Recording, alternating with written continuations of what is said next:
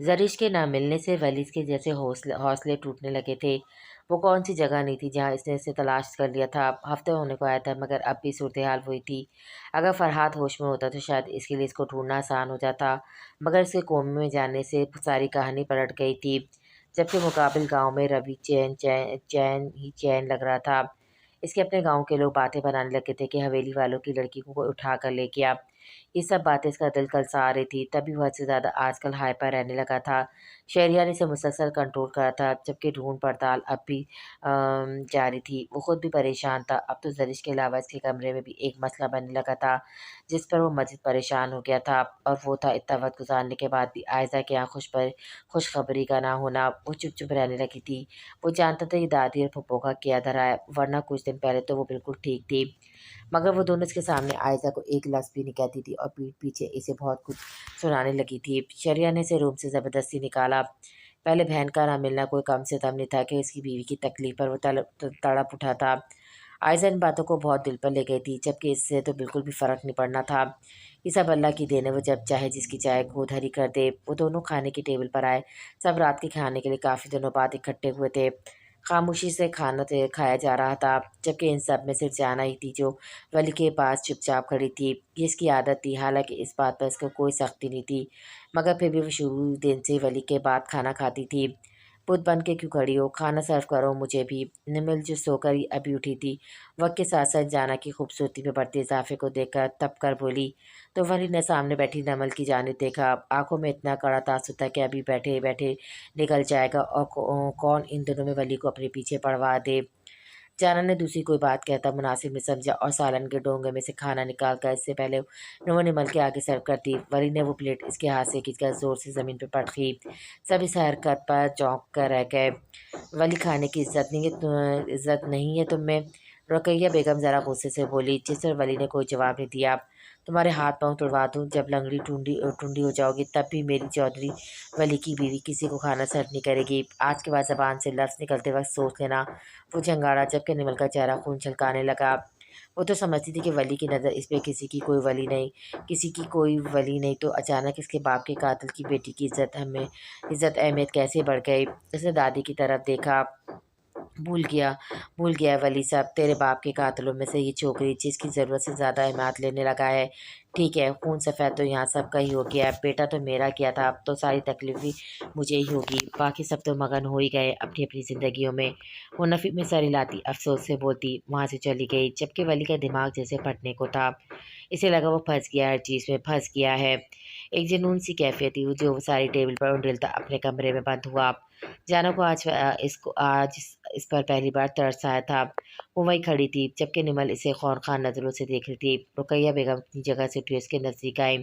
बेटा मैं माँ हूँ, जानती हो इस वक्त अजीब कश्मकश का शिकार हो गया है और चिड़चिड़ा भी। इसको कुछ वक्त के लिए ही सही, आरजी सहारा बनकर ही सही संभाल लो। दरिश का मामला इसकी अना का मसला बन गया था। इसे इसे परेशानी बहन के गुम हो जाने से ज़्यादा ये है कि वो अब तक इसे तलाश नहीं कर सका। शेरयार भी बोला, वो ऐसा ही है बेटा, एक माँ की दरख्वास्त है, तुम इसको संभाल लो ताकि इसका एक पागलपन कहीं रुक जाए। वो बोली, जबकि जाना आगे कुछ बोल ही नहीं पा रही थी और वो वाकई पागल हो रहा था कि इस इंसान के लिए इसकी अना इतनी ज़रूरी हो सकती थी। वो हैरान थी, लेकिन फिर अपनी सोच पर ही हंस दी। इसे कई गुना ऊंची अना वाले इसके घर में मौजूद थे। इसका दिल गवाही देता था कि इसके लाला जरिश के मामले में इन्वॉल्व है। इनके होते हुए कोई जरिश को नहीं उठा सकता था। वो कमरे में आई तो वली आंखों में हाथ रख के लेटा हुआ था। जाना ने खाने की ट्रे के साथ टेबल पर रखी और उसके साथ बैठने की कोशिश की, मगर वो इतनी मोटी हो चुकी थी कि साथ बैठने के लिए वली को काफ़ी ज़्यादा दूसरी तरफ सरकना पड़ता। इधर हो जाए ना, जाना ने बुलाकर कह भी दिया। वली ने इसकी जानिब देखा, बोलने का बिल्कुल दिल नहीं था। तभी करवट बदल ली। वो खुद से आजिज़ आने लगा था। अपने अंदर अंदर मचलती है ना, इसके हिसाब चटखा रही थी। हर वक्त इसके पास सिर्फ यही सोचती कि सदाम के पास जरिश, और वो जरिश को उसे आज़ाद नहीं कर पा रहा था। फिर ये सोचकर सोच भी आती कि हो सकता है कोई और, मगर सदाम के अलावा इसका कोई दुश्मन नहीं था। और फिर दूसरी तरफ इस जलील इनकी बहन ने इसका आधा खून निचोड़ लिया था। न जाने क्यों उसकी आंखों में वली के लिए मोहब्बत क्यों नहीं थी, क्यों आखिर। मगर यहाँ भी अना के हाथों मजबूर होकर वह हथियार नहीं डालता था, जबकि वो भूल गया था इसे हथियार डालने ही थे।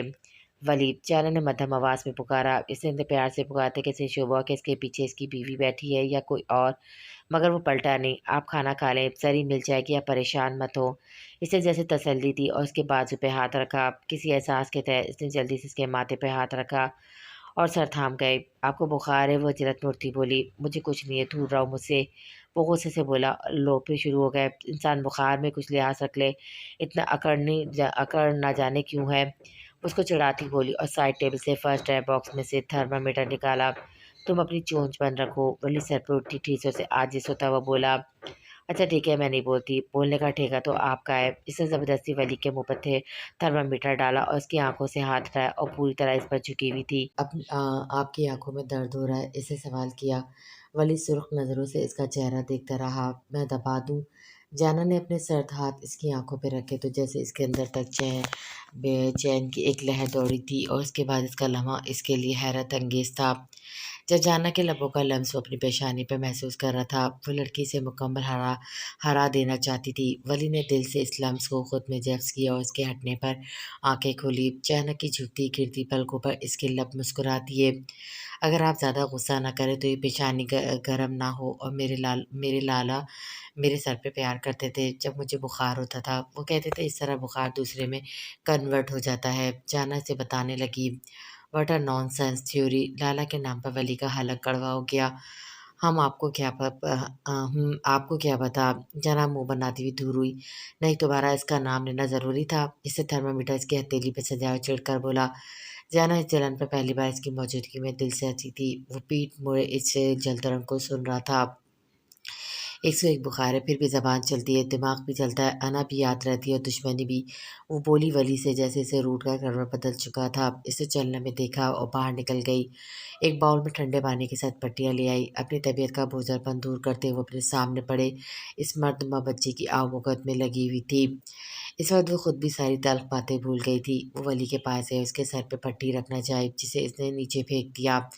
जारा ने दूसरी रखी जब वली ना ने वही अमल दोहराया। तीसरी बार पर यही किया तो बेख्तियार जारा ने इसके हाथ पर थप्पड़ मारा। वली ने खा जाने वाली नज़रों से इसे देखा। आप बहुत बदतमीज़ हैं। वो गुस्से में बोली।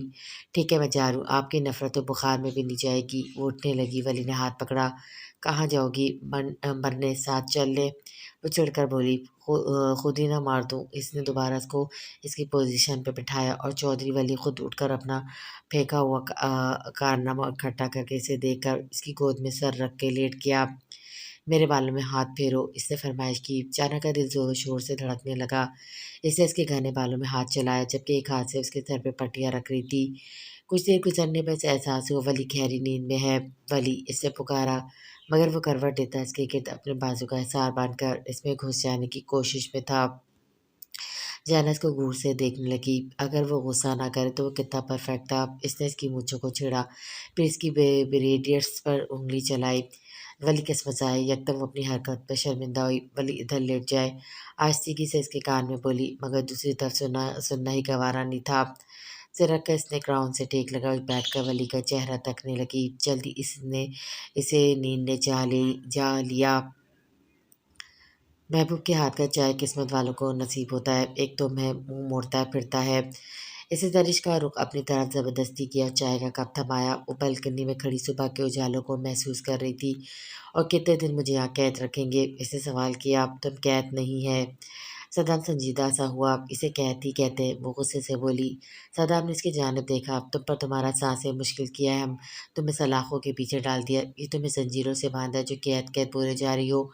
वो कब फेंकता भड़का था। रोज़ इसे शहाब एक ही बात समझाता था कि अपने गुस्से को एक तरफ करके वो ज़रीर से गुफ्तगू किया करे। आपने जो मेरे साथ किया वो कैदियों के साथ ही किया जाता है। वो सहम गई थी मगर फिर भी बोली।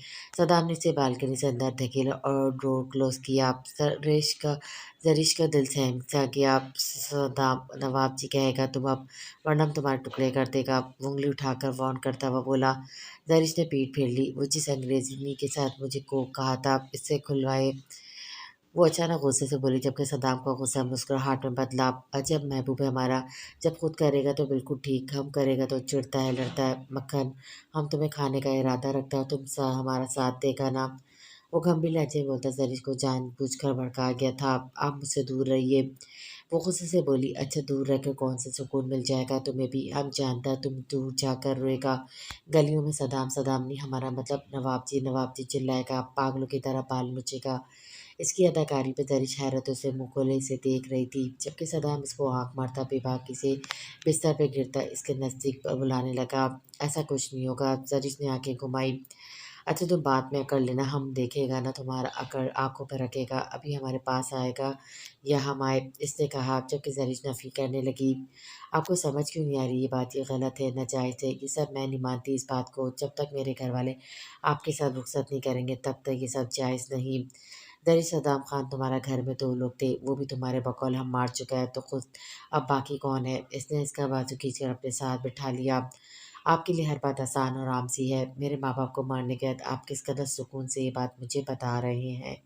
ज़रिश की आँखें भीगी, सद्दाम की बहकती नज़रों में अब शोले से चमक उठे थे। तुम्हें 1 बार, 2 बार, 1000 बार भी ये भी बताएगा कि हमने तुम्हारा माँ-बाप नहीं मारा। उसके बाद गुस्से से मुट्ठी में जकड़ता चिल्लाया, जबकि इसका मुँह भी सख्ती से पकड़ा कि ज़रिश को इसकी उँगलियाँ अपने गालों में चुभती महसूस हुई। नवाब जी, बलाखे इसके मुँह से वो लफ्ज़ फूटे जिसे सुनने को नवाब सदाम फ़ज़ल ख़ान बेचैन था। इसके नाज़ुक लबों की बड़बड़ाहट पर वो काफ़ी ज़ुम्नी अंदाज़ बाँध गया था कि ज़रिश हिल भी ना सकी। लम्हे से रखते गए इसकी जुनून ख़ेज़ी बढ़ती गई। और वो अपनी मर्ज़ी से दूर हुआ तो ज़रीश को छोड़ दिया। वो एकदम बिस्तर पे गिरे गहरे साँस भरते ज़रीश की आँखों में आँसू आ गए। कभी तुम्हारे करीब नहीं आएगा, अब तुम हमारे करीब आएगा। इसको वार्न करता वो बिस्तर पे से उठा। गाँव जा रहा है, फ़ौरन उठो, इसने कहा। ज़रीफ ने आँसू साफ़ किए कि इसके लिए खुश आन बात थी कि वो गाँव जा रही है। सदाम ने नफ़रत से इसकी हरकत देखी और बाहर निकल गया। शाह ऊपर ही आ रहा था, सदाम के तेवर देखकर इसे रोका। क्या हुआ? जैसे सब कदम कर देने पर तुला था। साला हम पागल का बच्चा है, किसी ने देखना है हमको, देखो हम इसका हर गलती माफ़ करता है। हम सदाम फजल खान इसको आंखों पर बिठाता है, मगर इसको अपना वो नीच 2 टके का भाई अजीज़ है जो अभी 4 दिन पहले इसको मिला है। वो धाड़ा शाह खामोशी से सब सुनता गया और अफसोस से कमरे की जानिब देखा। ये तो वो जानता था सदाम का दिल कितना ज़रिश के लिए पिघलता था और वो इसे किस किस किस तरह तकलीफ़ दे रही थी। गाँव का सफ़र शुरू हुआ तो रात हो गई और गुज़री रात में वो लोग वहाँ पहुँचे तो हवेली के दीवार ने सदाम फजल खान को बाहों में भरा था। ज़री चादर में टिपी एक तरफ खड़ी थी, जबकि सदाम हाथ से मिला था बस। फजल खान के खुले बाजू यूँ छोड़कर वो अंदर बढ़ा। शहाब ने अनायास समय ज़रिश ने भी अंदर कदम बढ़ाए। इसने एक नज़र दूर करी अपनी माँ को देखा और दूसरी नज़र बेला पे डाली। इसके ज़ख्म के निशान अब ख़त्म हो चुके थे, जैसे चाँद से निकल आया था। बेला इसकी नज़र से घबराती दूर हुई। नूर की बात बिल्कुल सच लगी, जबकि दूसरी तरफ हाथ के पिघलने की वजह सदाम को समझ आ गई। शुमाइला सदाम की आवाज़ पे शुमाइला दुपट्टा दुरुस्त करती निकली। ज़री बीवी को बिल्कुल हमारे कमरे के साथ वाला कमरा ले जाइए, इसने कहा तो शुमाइला ने सर हिलाया और ज़रिश को आगे चलने का कहा, जबकि ज़रिश को बिल्कुल अच्छा न लगा। वो खुद एक आम सी इंसान थी, मगर वो तो ख़ास था ना। और अब वो ज़रिश सद्दाम फ़ज़ल ख़ान थी। चारों जानिब सद्दाम की वापसी की इत्तला आग की तरह फैली थी। जहाँ तक ये खबर पहुंची तो सद्दाम को देखने के लिए दिल मचला। उसे देखे इसने अपनी अलमारी खोली। इस वक्त घर पर कोई नहीं था, सिवाय आयज़ा और उसके निमल के, और दादी फूफो भी बागों की तरफ गई हुई थी। इसने मोबाइल निकाला जो इसे तब से छुपाया हुआ था जब सद्दाम देकर गया था। ऑन किया और इसमें बस एक ही नंबर फीड था और वो सद्दाम का था। कांपते हाथों से इसने नंबर मिलाया। दूसरी बेल पर कॉल उठाने और खामोशी फैल जाने पर जाना को रोना आया। क्यों रोता है वो बदबख्त, कुछ कहता है तो बताओ। इसकी गज़ीली आवाज़ उभरी। नहीं नहीं, आपको देखना था। जाना से इसकी सबके मुकाबिल बेचैन हुआ था। हम तस्वीर भेजे था, तुम रोता क्यों है? वो ज़रा नरमी से इसको समझाने लगा। दरिश आपके पास है ना? जाना ने इससे सवाल किया। दूसरी तरफ खामोशी छा गई। लाला प्लीज़ बताएं, मैं सिर्फ जानना चाहती हूँ और कुछ नहीं। हाँ हमारे पास है, हमारा होते हुए कोई इसको छू सकता है? वो तकफ़्फ़ुर से बोला। जानी आपने माफ़ कर दिया? जाना के लहजे में शिकवे बोल उठे। सदाम खामोश रह गया। बहुत अच्छी बात है, खुश रहिए। जाना जाना बात सुनो हमारा, हम तुमको कितना चाहता है तुम जानता है ना? सदाम की जान फंसी थी जैसे। नहीं आप मुझसे प्यार करते तो मेरे साथ ऐसा करते? वो रो उठी। सदाम ने मुठ्ठियाँ भींची। तुम क्या चाहता है? बस तुम एक हुक्म करेगा और वो होगा, वादा है हमारा। कुछ नहीं लाला, इसने कहा। सॉरी मैं जज़्बाती हो गई। वो मद्धम सी हँसी। जाना हमारा जान है तुम ऐसा करेगा तो हम सब तहस-नहस कर देगा। वो फनकारा। जानती हूँ, मगर मैं खुश हूँ आपके लिए और अपने लिए भी। वो मुस्कुराए। गुजरी रात याद आई थी। सदाम खामोश रहा। वो भूत जैसा तुम्हें पसंद वसंद तो नहीं आ गया? इसने कलस कर पूछा। अब भूत भी नहीं है लाला। जाना खफीफ हुई। हमारे सामने तो इसकी हिमायत ना ही करना जानता है। चुचिंदर जैसा दिखता है और और करता ऐसा जैसे इसके पीछे फौज चलता है। जाना हंस पड़ी मगर इसकी हंसी को ब्रेक तब लगी जब सामने वली को देखा जो उसी खामोशी से अंदर आया था। मैं आपसे बाद में बात करूंगी। वली के मुसलसल घूरने पर जाना हड़बड़ाकर फ़ोन बंद कर गई। ये कब आया तुम्हारे पास? बुखार से तपती आंखों से इसने देखा। वो पहले का है। लाला ने दिया था। आप थे नहीं थे सब बस सब थे यहाँ। वो बुरी तरह घबरा उठी थी। अब वो इसे मारेगा ये सोचा तो इसका दिल तेजी से धड़का। क्या बताता है जरीश के बारे में? इसने सवाल किया। संजीदगी चेहरे पर अब भी थी। वो मैम जाना से सांस लेना मुश्किल हो गया। बताओ। मोबाइल फेंकता धाड़ा। जरीश कहाँ है? वो फिर चीखा। वली मैंने कहा सच बताओ कहाँ है जरीश? कब से जानती हो कि तुम कब से मुझे उल्लू का पट्टा बना रही हो? वो उसका मुंह में अपनी सख्त उंगलियों में जकड़ता चीखा। नहीं नहीं मुझे अभी पता चला है। मैं सच कह रही हूँ। वो रोते हुए से सफाई देने लगी जबकि वली नफ़ी में सर हिलाने लगा। नहीं नहीं तुम इस काबिल नहीं थी। वो कमरों की चीज़ों पर अपने अंदर का जलजला निकालने लगा। अब नहीं बचेगा तुम्हारा भाई मुझसे। नहीं कभी नहीं। मैं जिंदा जान से मार दूंगा इसे। मैं जंगार रिवॉल्वर लोड करता चीखा। वली वली मत करें। आपकी बहन की भी मर्जी होगी। वली ये क्या कर रहे हैं आप? बस चुप। जाना के मुंह पर पड़ने वाले थप्पड़ ने इसकी बोलती बंद कर दी। मेरे साथ रहकर मेरे बच्चे की माँ बनकर भी मुझसे गद्दारी। वो धाड़ा। दादी के लब मुस्कुराहटे निमल और पप्पो को भी चैन सा मिला। जाना का जैसे वक्त थम गया। दिल में नन्ही नन्ही कोपले ही तो खिलना शुरू हुई थी अभी। बस वली दूसरी नज़र किसी पर डाले बिना बाहर निकला। ये सब क्या करने जा रहा है? वो सिकंदर हड़बड़ाकर इसे पीछे भागते। आयजा ने शहरयार को फ़ोन किया। आज हो जाएगा बदला पूरा। दादी बोली और नफरत से जाना को देखा। ऊपर सीढ़ियाँ चढ़ती गई। ऊपर सीढ़ी से इनका पाँव पूरी तरह फिसला और पहली सीढ़ी से आखिरी पर आकर पड़ी और इनका सर फट गया। हवेली में चीखों पुकार सी बच गई जबकि इस धक्का बेल में जाना हवेली से बाहर निकल गई थी। वली वली सिकंदर साहब चीखे मगर वो अपनी जीप में बैठा। सादिक दूसरे गांव ले चलो। वो चीखा और सादिक ने गाड़ी तीर की तरह आगे बढ़ाई जबकि सिकंदर दूसरी गाड़ी में सवार हुए। आज वो एक ही सफ़र पर थे। जाना भी और वली भी। बस फ़र्क इतना था वो जाना के भाई को मारने का रहा था जबकि जाना अपने भाई के पास जा रही थी। गाड़ियों के टायर चरचराए थे। हवेली के सामने मुलाजिम इसको रोकते के इसने मुलाजिम के सर पे बंदूक मारी। अपनी हार तस्लीम थी कब? शोर की आवाज़ सुनकर अनायत बाहर की तरफ भागा। तब तक वली अंदर आ चुका था। सब चूटियों की तरह अपने अपने कमरों से निकले थे। सदाम जानता था वो आएगा। लाला अचानक पड़ने वाले धक्के से वो दो कदम दूर लड़खड़ा कर हुआ और ये फिल्मी सा सीन देखा। इसका महबूब जा रहा था। इससे दूर जरीश बेसान होती इटली की जानिब दौड़ी। सद्दाम की नज़रों में ये मंजर चुप सा गया। दिल टूट गया और इससे पहले वो इस तक पहुंचती। खामोश फिजा में 3 फायर खुले थे। फायर की आवाज़ कानों को सुन कर चुकी थी। 5 मिनट की हैरत अंगेज तोहफे के बाद लाला हाथ की दर्दनाक धार पर दरिश ने मुड़कर देखा। वो सीढ़ियों से लड़कता लड़कता नीचे आ पड़ा। चारों जानिब जैसे सन्नाटा सा छा गया। वो फायर खोलना नहीं चाहता था। इसकी बंदूक में तो गोलियां भी नहीं थी। वो तो सिर्फ धमका कर जरीश को ले जाने वाला था। मगर इसकी रिवॉल्वर में गोलियां किसने डाली? इसने 2 कदम धूल लिए। उससे पहले बाहर निकलता कि जाना को दरवाजे पे पड़ा पाया। शहाब ने अनायत फजल खान यहाँ तक कि हवेली के मुलाजमों का बच्चा बच्चा भी तड़प कर सदाम फजल खान तक पहुंचा था। अनायत गाड़ी निकलो हाथ चीखा। शहाब ने खून में लथपथ मजबूत मर्द को बाजू में धार उठाया और बाहर की तरफ भागा। सरीश के कदम जमीन ने जकड़ लिए थे। जाना बेदाम से दरवाजे पे पड़ी थी।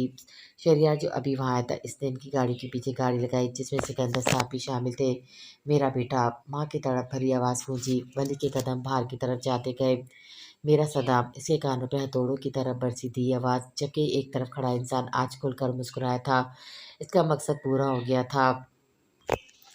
आईसीयू के बाहर सब दम साधे खड़े थे। अनायत की आंखें सुर्ख होकर झलक चुकी थी। दिन से रात हो गई। रात जैसे किसी अजाब की मानद इन पर गुजर रही थी। शहाब सर थामे बैठा था। सदाम के साथ गुजरा एक एक लम्हा जैसे आंखों में बस रहा था। कितनी बार इसने खुदा से गड़गड़ा कर इसकी ज़िंदगी मांगी थी जबकि हाथ बार बार आईसीयू तक बेचैनी से जाता कि आखिर इतना लंबा ऑपरेशन क्यों हो रहा है। फजल खान टूटे बिखरे से भरे पड़े थे। शहरियार इसकी ज़िंदगी के लिए दुआ गो था। अगर सदाम को गलती से कुछ हो जाता तो उसके चाहने वाले इन्हें जिंदा ना छोड़ते। इसका जिंदा रहना बहुत ज़रूरी था। जबकि सिकंदर साहब खुद अफसोस से इसकी ज़िंदगी के लिए दुआ गो थे। दरवाज़ा इस खामोश फिज़ा में चिरचिराया तो सब एकदम अलर्ट हुए। हाथ जो करीब ही खड़ा था, फ़ौरन डॉक्टर तक पहुंचा। डॉक्टर मेरे लाला, इससे बेताबी से सवाल किया। ऑपरेशन कामयाब रहा है मगर वो खतरे से अभी बाहर नहीं है। पूरे 24 घंटे इनके लिए अभी खतरे में हैं। आप लोग दुआ करें इन 24 घंटों में होश में आ जाए। एक गोली इनके दिल के करीब लगी है। डॉक्टर ने बताया तो सब जो एकदम खुश हुए थे, हौसले से टूट गए। हाथ ने सख्ती से आंखें साफ की। डॉक्टर वहां से निकल कर चला गया तो हाथ ने अनायत को फिर अपने बाप को देखा। अनायत, शहाब, लाला और मैं यहाँ हैं। तुम वापस आई को लेकर जाओ, इसने कहा तो अनायत ने इसकी तरफ देखा। माफ़ी चाहता हूँ हाथ साई, मैं खान को छोड़कर कहीं नहीं जाऊँगा। इसने दो लफ्ज़ी जवाब दिया। सब जानते थे वो कितना करीब था सदाम के। इसके आंखों की सुर्खी, इनमें चुभता आंसू भी इस बात की गवाही दे रहा था। हाँ तुम अंकल को ले जाओ, साहब ने कहा तो थोड़े बहुत तुरंत के बाद हाथ फजल खान के साथ हवेली के लिए निकल गया। जबकि शहरियार और सिकंदर साहब भी थे। वो लोग ऐसे बात नहीं करते। शहरियार ने बोलना भी चाहा तो उन्होंने मुंह फेर ली। तभी वो वहां से निकल गए। सूली पर जान लटक गई थी सबकी। शहरियार सिकंदर साहब समेत हवेली में दाखिल हुआ तो उसे खबर मिली दादी के सर पर चोट लगी थी, जबकि पाँव की हड्डी भी टूट गई थी। सभी दादी के कमरे में थे, जबकि वली लॉन्च में खड़ा इसी का इंतजार कर रहा था। वो जिंदा है। इनको देखकर बेताबी से इनकी तरफ बढ़ा तो शहरियार ने एक पल को इसकी शक्ल देखी और खींच खींच कर 3 थप्पड़ इसके मुंह पर लगाए। वो मर गया तो क्या होगा चौधरी साहब तुम्हारा? उधाड़ा तो सब बाहर आए और ये मंजर देखकर हैरान रह गए। वली सुर्ख चेहरा लिए खड़ा था, जबकि शहरियार का बस नहीं चल रहा था इसको जान से मार दे। तुमने गोलियां चलाई कैसे कैसे इस पर बताओ मुझे। उसको झंझोड़ता चीखा। होश में हो तुम? क्या किया है तुमने? जान से मार देंगे वो तुम्हें, जान से। वो हलक के बल धाड़ा। मैं मुझे लगा मेरी गन में सिर्फ जरिश लेने गया मेरी गन में सिर्फ जरिश लेने गया था। तुम स्कूल जाते बच्चे नहीं हो चौधरी वली, जो अचानक तुम्हारे हाथ से इसका कत्ल हो गया। शरिया ने इसको दूर धकेला। वो मर नहीं सकता, वली ने नफी की। अच्छा, वो गजीरी नजरें इस पर गाड़ता वहां से जाने लगा। शहरयार कुछ करो। पहली बार इसने से मदद मांगी थी। अपनी जज्बाती तबीयत पर आज इसने बड़ा नुकसान उठाया था। इसे अंदाज़ा नहीं हो कि इसकी गन में गोलियां हैं। ये गुस्से ने दिमाग में ऐसे पर्दे हायल किए कि इसने गोलियां चला दी और चलाने के बाद इसके हाथ पांव फूले थे। शहरयार ने इसका हाथ झटका। कहाँ है जरीश? शहरयार ने सवाल किया। वो नहीं आई, इसने कहा। अचानक अभी ख्याल आया। शहबाज चौधरी वली, जिसके लिए तुमने इसको मारने की कोशिश की, अब वो तुम्हारे साथ क्यों नहीं आई? वो चिल्लाया और वहाँ मौजूद चीज़ें गुस्से से फेंकता वहाँ से चला गया। जबकि वली ने सर थाम लिया। ये क्या हो गया था इससे? एक मातम का सा समा था। भाई का खून साफ करते हुए इसके आंसू जोरों कतार बहने लगे थे। इसकी अम्मा ने इसको संभालना चाहा मगर इसने सबको परे धकेल दिया। वो सब खवातीन लॉन्च में थी, जबकि दरिश का अगर ये कहा जाता वो एक सांस मुश्किल से ले रही तो गलत नहीं था। ऐसा महसूस हो रहा था इन शोर हंगामों में चारों तरफ सकूत बेरौनकी छा गई थी, जैसे हर तरफ खामोशी छा गई हो। इसके ना होने से वीरानी सी छा गई। वो ठीक जाना के नज़दीक आए। सदाम का खून छूना चाहा। जाना ने इसका हाथ पकड़ लिया। तुरुक आंखों से इसकी तरफ देखा। चली जाओ यहाँ से, वो गुस्से से फनकारी। दरिश शिद्दत से फूट फूट कर रो दी। बंद करो ये ड्रामा। तुमने मारा मेरे भाई को, तुमने। मेरे लाला तुमसे कितना प्यार करते थे, तुम्हें आंखों पर बिठाया, कभी किसी को माफ़ नहीं किया। उन्होंने आज तक मेरी माँ को नहीं किया, मगर हर पल तुम्हारी गलतियों पर पर्दा डालकर तुम्हारी तरफ बढ़ते रहे और तुमने उनको छोड़कर अपने भाई की हो गई। तो जरिश बीबी अब भी अपने भाई के पास जाओ। तुम दोनों बहन भाइयों ने हम दोनों को तबाह कर दिया। हम बर्बाद हो गए। अब खुश हो और जाओ। उस इसकी धाड़ी सिसकती धाड़ी, जबकि गुस्से से आज इसका चेहरा सुर्ख हो चुका था। दरिश नफ़ी करना चाहती थी, इसे समझाना चाहती थी कि नहीं ऐसा नहीं है, वो ये सब नहीं चाहती थी, मगर लफ्ज़ मुंह में ही दम तोड़ गए। सामने से हाथ और फजल खान को देखकर जनन की तरफ गई तो जरिश भी उठी। लाला सदाम, लाला ठीक है ना? वो सिसकती पूछ रही थी।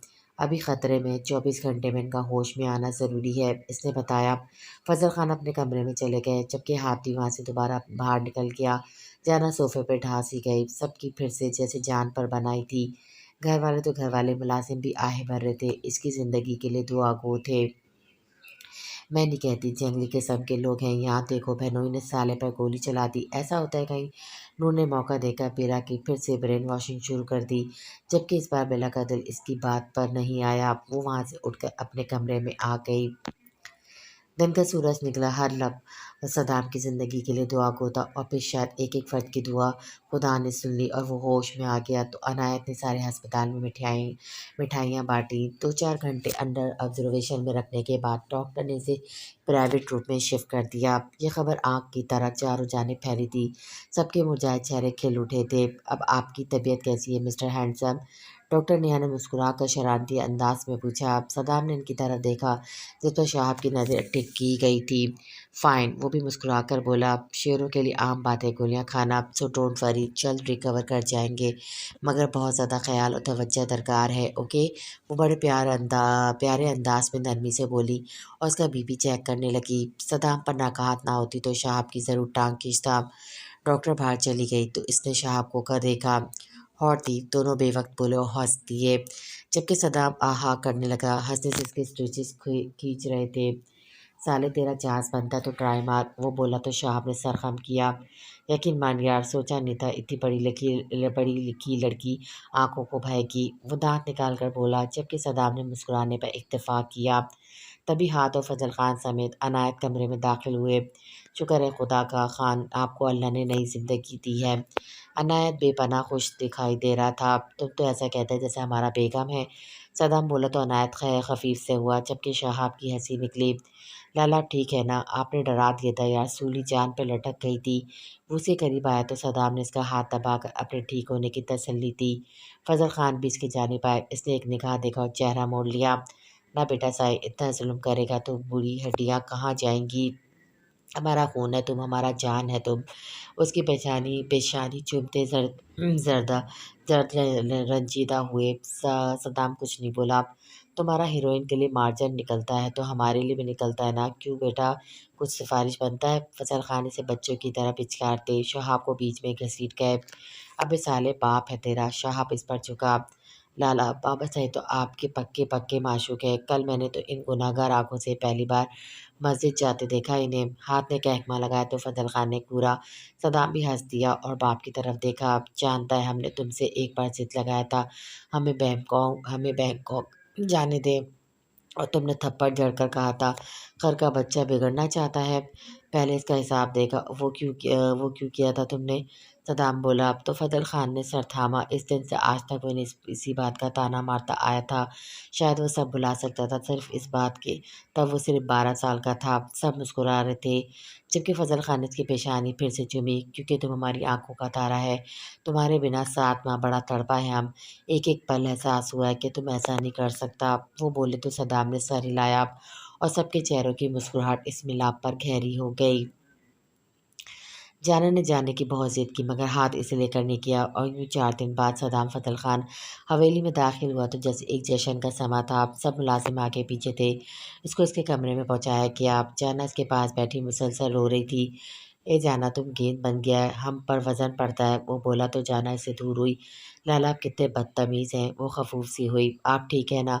आपको दर्द तो नहीं है? मैंने आपके लिए मिन्नतें उठाई हैं, वो उसको बताने लगी। सदाम मुस्कुरा रहा था। फजल खान, हाज, शहाब, निहायत सब इसके कमरे में थे, जबकि इसकी माँ दरवाजे पे खड़ी इसको खैरियत से देखकर शुक्राने की नफल अदा करने चली गई थी, जबकि अब इस जगह पर सरिश खड़ी थी। ज़रा ओट में किसी की निगाह इस पर ना जाए, मगर एक निगाह ना देखते हुए भी महसूस कर चुकी थी, मगर इधर देखना अब ज़रूरी नहीं समझा। अच्छा तो तुम क्या मन्नत उठाया है? वो बोला तो जाना इसे अपनी मन्नतों की लिस्ट पर सुनाने लगी। और हाँ, मैंने ये भी कहा है कि अल्लाह जी मेरे लाला ठीक हो जाए तो मैं सुल्तान को किसी गरीब को दे दूँगी। इसे पुरजोश होकर बताया। सदाम का मुँह खुला, सबके छत फाड़े कहक में उभरे। अये ये लड़की क्या बोलता है? सदाम हैरान था। तुम हमारे लिए हमारा सुल्तान, मतलब हमारे गुर्दे पर मन्नत उठा चुका है? कमाल जाना मैडम, बहुत समझदार है तुम। वो गुस्से से घूरता बोला। लाला क्या हो गया? अब मैंने मन्नत उठाई और अल्लाह की राह में प्यारी चीज़ वफ़ करनी चाहिए। वो इसे भरपूर चिढ़ा रही थी। लाला मैं तो कहता हूँ इस गाय को वफ़ कर देते हैं, अब ये भी तो हमें प्यारी है। हाथ मज़े से बोला तो सदाम मुत्तफ़िक हुआ। लाला आप जाना से कोई बात ना बन पड़ी तो एक बार से सब फिर हँस दिए। अच्छा प्लीज़ लाला, सुल्तान के बच्चे ओके। जाना फिर स्ट्रेक पे आए। जाना, हमारा सुल्तान का एक बच्चा तो क्या इसका बाल भी नहीं देगा? हम तुमने उठाया है मन्नत तो तुम खुद करेगा जो करना है। सदाम ने हरी झंडी दिखाई। दरिश की आंखें भीगी हुई, सब कितने खुशगवाश दिख रहे थे इकट्ठे। वैसे खान सुल्तान की बेगम तो फिर से है, अब क्या फ़र्क पड़ता है, एक बच्चा हम किसी को दे दें तो। अनायत जाना की मस्कीन शक्ल देखकर बोला, अनायत हम तुम्हारी टांगें तोड़कर ना दे दें। सदाम ने आंखें निकाली तो सब हंस दिए। भागो अब यहाँ से, सारा हमारा सर पर सवार है। वो सबको देखकर बोला तो सब बुरी बुरी शक्ल बनाते वहाँ से जाने लगे। जाने ने दरिश को देखा, चेहरे पर संजीदगी छा गई। जाओ तुम यहाँ से, क्या देखने आ गई हो, गुस्से से बोली जरिश ने नम पलकें उठाई। जाना तंबिया करती आवाज़ अपनी पूछ से सुनकर जाना ने पाँव पटके। हमारा बीवी है, ये बात तुम लोगों को भूलना नहीं चाहिए। वो संजीदगी से बोला। हाथ और शहाब सुनकर बाहर निकल गए, जबकि अनायत भी। मगर लाला, इसने कुछ कहना चाहा, अगर मगर का सवाल नहीं, वो टोक गया। जाना बाहर निकल गए, जबकि दरवाज़ा खुला था। जरिश वहीं खड़ी थी। सदाम ने जरिश की तरफ नहीं देखा। जरिश का दिल फटने को था, इसके पेट पर पट्टियाँ बंधी थी। सदाम ने उल्टे हाथ से मोबाइल उठाया, अनायत को मिलाई कॉल। वो तो जैसे बाहर खड़ा था, फ़ोन बंद करता फ़ौरन अंदर आया। खेतों का सारा हिसाब बताएगा तुम रात तक, और वो होटल पब्लिक रिजर्व कर दे, रिजॉर्ट कर दे। इसने कहा तो अनायत ने सर हिलाया। और हाँ, हफ्ते बाद घुड़सर रेस मुकाबले का ऐलान भी कर दे। इसने कहा जो हुकुम खान। अनायत ने कहा और बाहर निकल गया। जरीस ने आंसू साफ किए और कुछ तो बोले, मगर वो कुछ नहीं बोला। तो जरीस कांपते कदमों से अंदर आ गई और कुछ झिझकते हुए दरवाज़ा बंद कर दिया। इसको सदाम की कुछ दिनों पहले की बात याद आई। ये होटल हम तुम्हारे लिए बनवाया है, और अब इसने वो एक पब्लिक होटल कर दिया था। दुख से इसकी आंखें भीगती चली गई थी। सदाम ऐसा हो गया था, कमरे में कोई जैसे ना हो। जरीस खुद से आगे बढ़ी और मोबाइल पर कोई मैसेज लिख रहा था। जरीस के कदमों में बैठ गई। इसने इन पर एक एहसान कर दिया था, वो खुलेआम सबको वली पर केस करने से रोक चुका था। दरिश को रोना आने लगा, वो किस तरह फंसी थी। सदाम ने कोई रिस्पॉन्स किए बिना मोबाइल एक तरफ फेंका और कंबल में मुंह देकर वो गोया सो रहा था। दरिश वहाँ से उठ गई, सोफे पे बैठ गई, मगर आँख से आंसू जुदा ना हुए। दिल की बेचैनी बढ़ गई तो इसने वजू की नीयत से वॉशरूम का रुख किया। खाली कमरा मुँह चढ़ा रहा था, इसके वजूद का वो अटैक्ट हो चुका था। इसका होना इसके लिए इत्मीनान, सुकून का बाइस था। वो चली गई तो दिल कमरे में लगता ही नहीं था। सदाम ने इस पर एहसान कर दिया था, किसी किस्म की कोई कार्रवाई चलाने पर इसने मना कर दिया था, और ये कैसे वो इसका एहसान बर्दाश्त कर लेता। हाँ, ये बात इसके लिए भी सुकून का बाइस थी कि वो ज़िंदा था। इसको कुछ हो जाता तो लाज़मी सब बिगड़ जाता, मगर एहसान भी हज़म नहीं हुआ था। और ये कमरा जाना के बिना कमरा नहीं लग रहा था। तभी वो जीप की चाबी उठाकर बाहर निकला तो निमल सामने आ गई। कहाँ जा रहे हो, इसने सवाल किया। निमल, मैं किसी से बात नहीं करना चाहता, मेरा रास्ता छोड़ दो, इसने से परे धकेला। निमल इससे पहले से पकड़ती वो बाहर निकल गया। इसका दिमाग जैसे बना उठा। इसने यहाँ से चलने की बात अपनी दादी से की, जबकि वली जेब में बैठा सिगरेट पीता इधर उधर गाड़ी बेमकसद चला रहा था। फिर रोड के बीचों बीच गाड़ी रोककर वो बाहर निकला और गाड़ी के बोनेट से टेक लगाकर वो सियाह रात की तन्हाई और सिगरेट के शोले को महसूस करने लगा, जो इसकी उंगलियां चला चुके थे। मुझे तुम चाहिए हो अभी, इसने सुर्ख नज़रों से इन शोलों में जाना को तलाशा था। इसे एहसास सा हुआ जैसे कोई खेतों में से गुजरा है। वो हैरान हुआ, सिगरेट को मुंह में दबाया और आगे बढ़ा तो सदाम फजल खान के खेतों की तरफ एक हौला खड़ा खड़ा देखकर इसका दिमाग जैसे अलर्ट हुआ। इस हौले ने वली को महसूस नहीं किया था। वली ने सिगरेट को बुझा दिया, कहीं वो शोले को देख अलर्ट ना हो जाए। वो हौला कुछ कर रहा था। वली तजस्सुस के हाथों मजबूर होकर सदाम के खेतों में उतर गया। इसने एक नज़र मुड़कर पीछे देखा। हू का आलम था, सन्नाटा, सुकूत और ठंडी रात। वो करीब जाने लगा, फिर कुछ फासले पर रुक गया। दो लोग सरगोशी नुमा आवाज़ में गुफ्तगू कर रहे थे। वली इनकी बात सुनना चाहता था। आज नहीं, हफ्ते बाद जब घुड़ मुकाबला हो तो इन खेतों को जला देना और पंचायत में इस बात को कबूल कर लेना कि तुम्हें चौधरी वली ने कहा था कि सदाम फजल खान ने खेत जलाते। आवाज़ जानी पहचानी थी, इसका दिमाग फटने के करीब था। आंखें उबल पड़ी थी। वो दो कदम दूर हुआ। सारे मामला फिल्म की तरह इसकी आंखों के सामने चलने लगे। लगता है वहाँ कोई है। अचानक से इसे आवाज़ आई। वली पीछे की तरफ दरख्त की ओट में छुपा। कोई नहीं है, जाओ तुम, बस जो कहा है वो करना है। इस बार सदाम बच गया है, अगली बार ये दोनों एक दूसरों को मार देंगे। वो नफरत से फनकारा। वली आहिस्तेगी से इनके निकलते वहाँ से निकलता चला गया। अजब इंकशाफ हुआ था कि वो मुंह से लफ्ज़ अदा नहीं कर पा रहा था। वो गाड़ी में बैठा और गाड़ी स्टार्ट की। इसे यकीन था वहाँ अब कोई नहीं होगा। वो हवेली की जानिब पलट गया।